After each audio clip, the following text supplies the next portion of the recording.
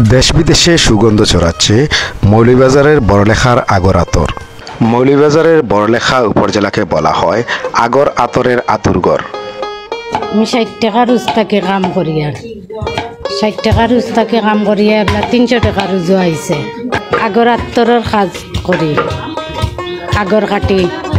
আগর কাটাত আমরা সকাল ৭টায় বারটাই ৯টার সময় জায়গাটাই বই, আর বিকাল ৫টার সময় বাড়ির যাই।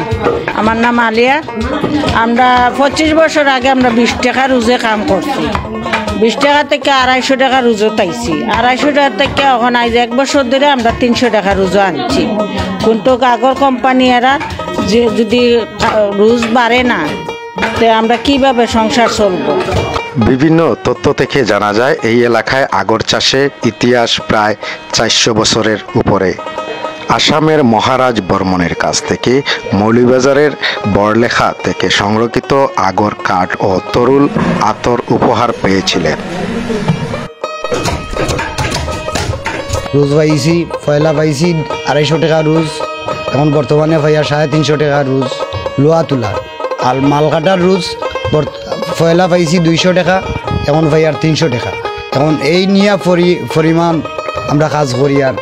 আর একটু যদি আমরা রোজের দিকে বাড়তি তাতে আর আমরা ফ্যামিলিগত নিয়ে কোনো টানাটুনি হইল না। জাল হয়, জালের পরে শুকানি হয়, শুকানির পরে এটা পাউডার হয়, পাউডারের পরে গুলাই লয়, গুললের বাদে এই তারা বিদেশ পার্সেল দেয়। কথিত আছে রাজা গর্ভবিন্দুকে পরাজিত করার পর হজরত শাহজালাল রাজভান্ডার থেকে মূল্যবান আগর কাঠ ও আতর পেয়েছিলেন। মৌলভীবাজারকে আগর আতরের জেলা বলা হয়। বড়লেখা ছাড়াও জেলা কমলগঞ্জ, কুলাউড়া, জুড়ি সহ বিভিন্ন উপজেলায় বর্তমানে আগর চাষ হচ্ছে। বাড়ির আঙ্গিনা থেকে এখন শিল্প হিসাবে প্রতিষ্ঠিত। ২০১৫ সালের শিল্প হিসাবে ঘোষণা করার পর বাণিজ্যিকভাবে আগর আতরের চাষ হচ্ছে এই অঞ্চলে।